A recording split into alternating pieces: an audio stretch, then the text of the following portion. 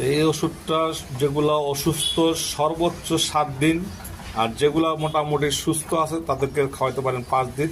যদি ওষুধ যদি মোটামুটি দেখেন যে রিকভারি করতেছে বা একটু সময় নিচ্ছে, তখন আপনি সর্বোচ্চ 10 দিন খাওয়াইতে পারেন, এর বেশি কখনই খাওয়াইতে পারবেন না। সর্বোচ্চ 10 দিন, সর্বনিম্ন 5 দিন, সর্বোচ্চ 7 দিন।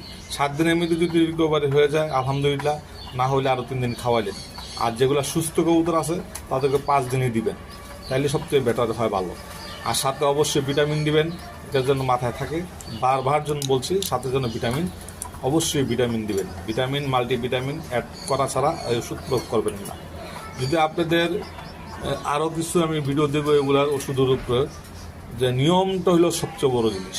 আপনি পরিষ্কার নিয়ম রাখতে হবে, যেহেতু শখের কবুতর, শখ করলে একটু পরিশ্রম করতে হবে আপনাকে। একটু পরিশ্রম না করলে আপনার শখের জিনিসটা নষ্ট হয়ে যাবে। তো আল্লাহ হাফেজ, এই পর্যন্ত আজকে।